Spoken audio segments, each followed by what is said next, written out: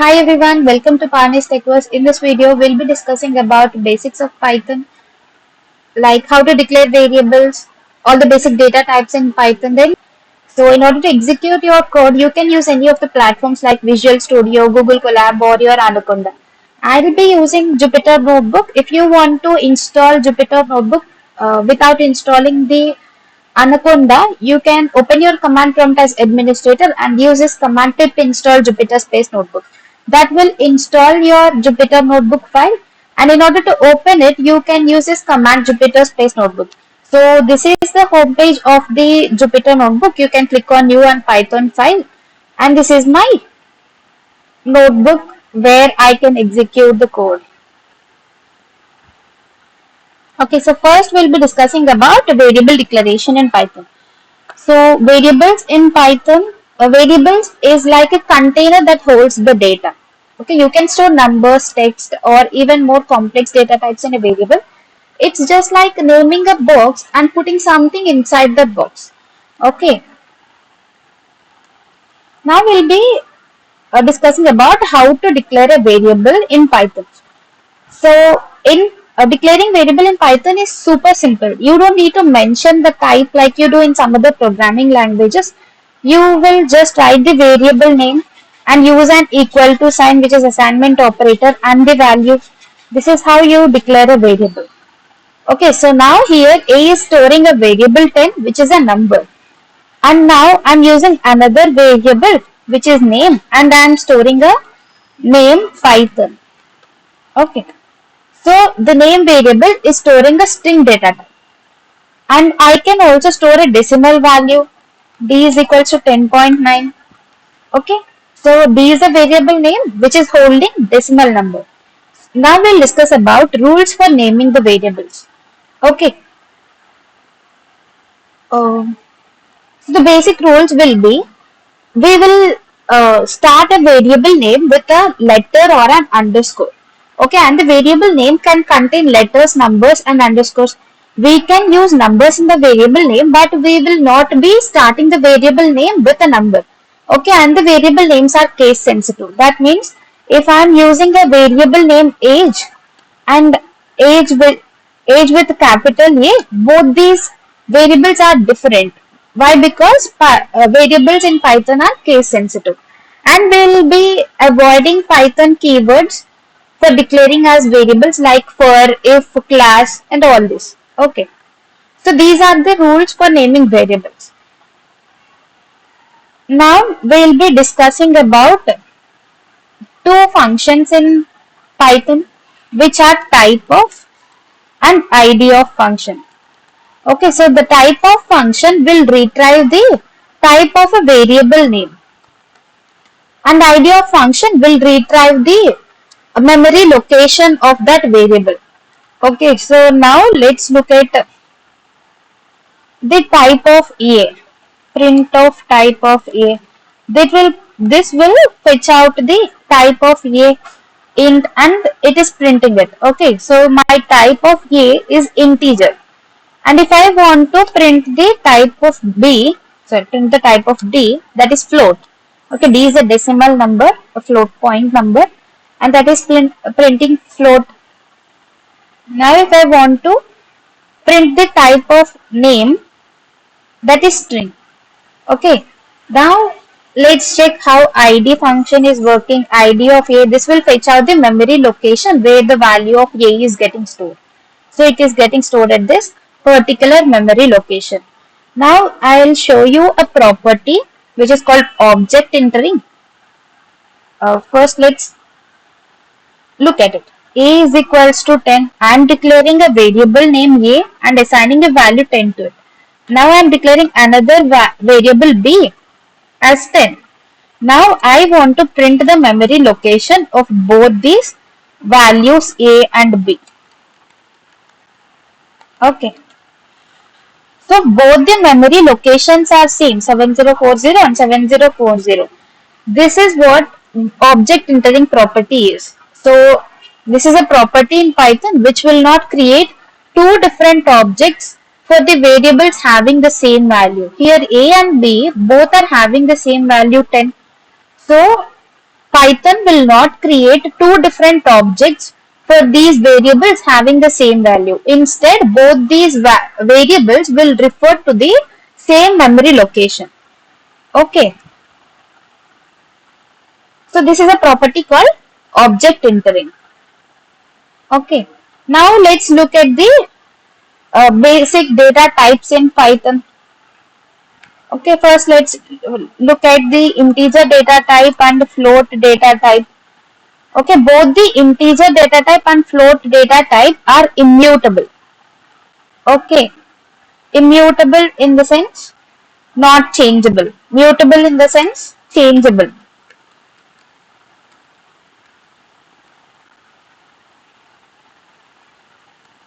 So let's declare a variable number1 is equals to 100.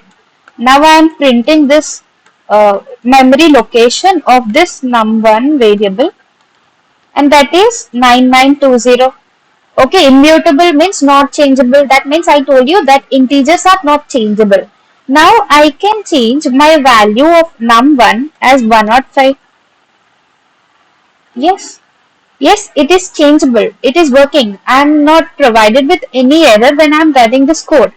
But why I am telling this integers and floats are immutable means the value at that particular memory location will not be changed. Now if I print the memory location of this variable num1, that will be 0080, which is not 9920. That means the value for the first time, the value of num1 is 100, that is getting stored at this particular memory location, and when I am changing its value, it is referring to a new memory location. That means value is not getting changed at that particular memory location. Okay, so this is called immutable. Value will not be changed at that particular memory location.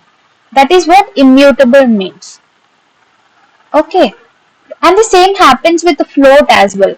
For example, I am telling n is equals to 10.9, and if I want to print the memory location of n,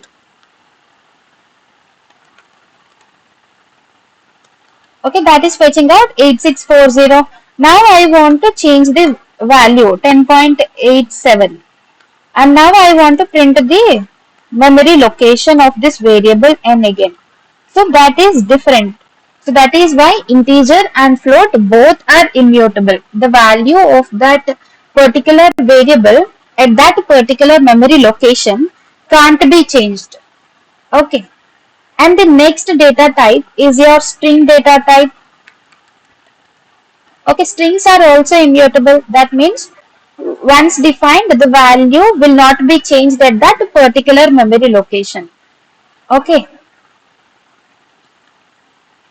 And we are also having other properties, immutable, and also strings can be enclosed in single quotes or double quotes.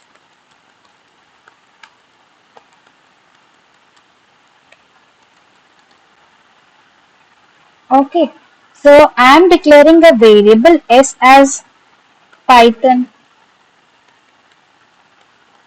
and I'll be printing the memory location of this variable s. Okay, that is getting stored at the memory location 6560. Now if I am changing this value of a variable s as a new version,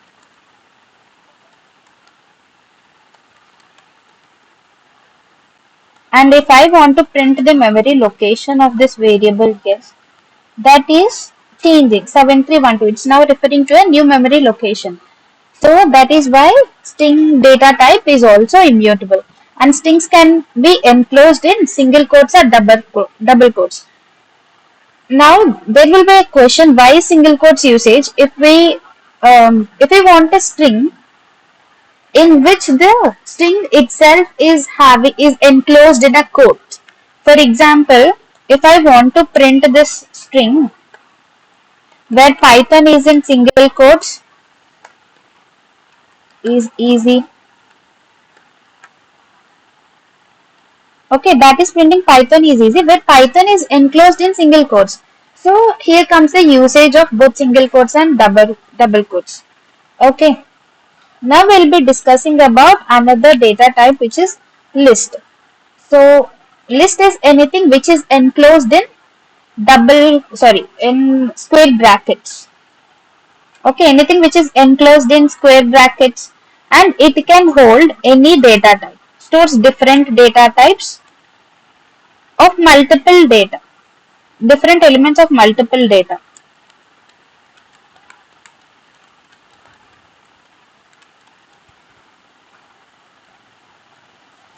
Okay, so let's look at an example of list. L is equals to, I am using 1, 2 and 3. These are of integer data type, and I can use multiple data types, different elements of multiple data types.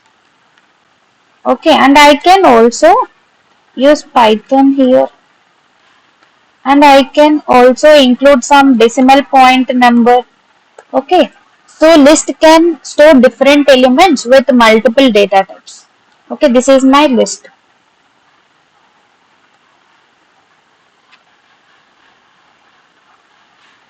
Now I want to print the memory location of L. So my list L, values of my list L are getting stored at the memory location 6384. Now if I want to, lists are mutable. That means lists can be changed. Okay. For example, I'll be discussing about the list functions in my next video. For example, if I want to append a new value to this list, I'll be using this dot append function, L dot append of, and I want to append a value 6 to this list L. Now after appending, my new list will be the all these values along with 6. Okay, now I want to print the memory location of the new list. Okay.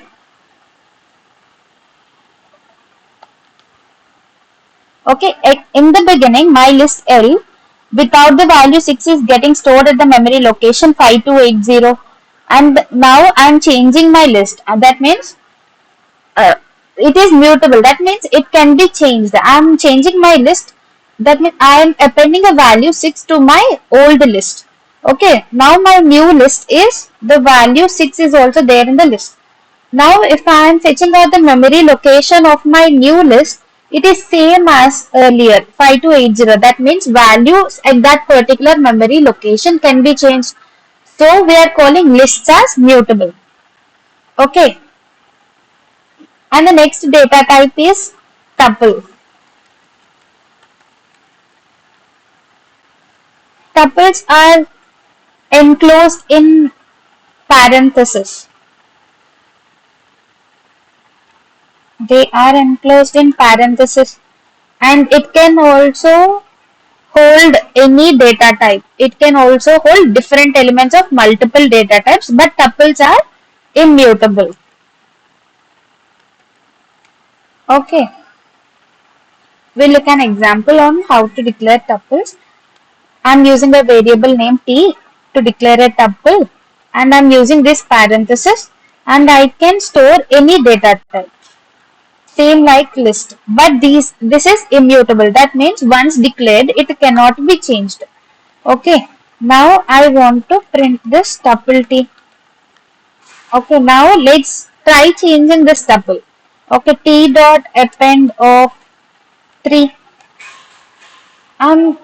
That is raising an error. Tuple object has no attribute append. We cannot change this tuple. Okay, it cannot be appended or updated. And the next data type is dictionary. Dictionary will store multiple key value pairs separated by colon. Okay, it stores multiple key value pairs separated by colon.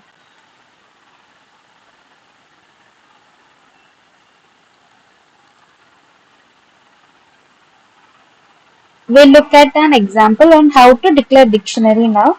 I'm using a variable dict in order to store this dictionary, and dictionaries are enclosed in curly braces. Okay, now I'm having key value pairs, and my key value, let's say my key is name and my value is ABC. Okay, and my another key value pair is email, and my value for this email key is abc@gmail.com. Okay, so this is an example of dictionary. Now if I want to print this dictionary, it is like this. It stores key value pairs separated by colon. Okay, I'll be discussing all the functions in the list, tuples, dictionaries and sets in my next video. In this video, I'm just discussing the basics. Okay, next we are having another data type which is set. Sets are also enclosed in curly braces. Okay, sets is a mutable data type. That means it can be changed. And there is an important property of set, that is it will not hold duplicate data.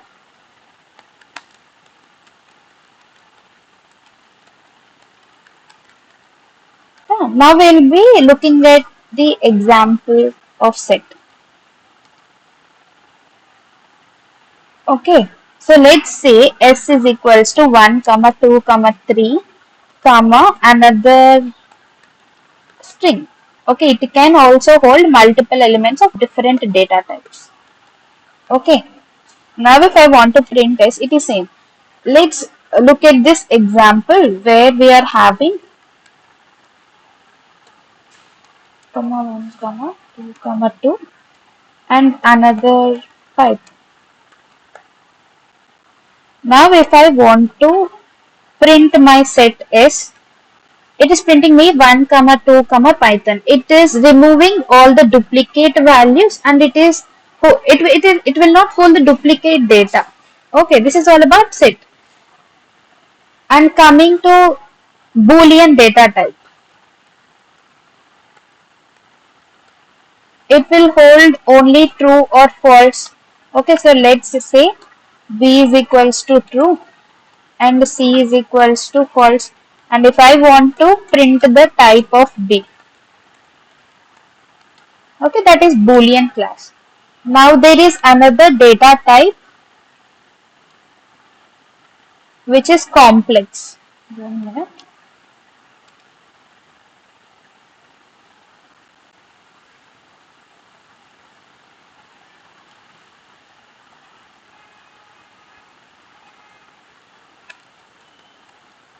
Okay, there is another complex data type. So complex data type means it is having imaginary value as well. Yes, x plus iy.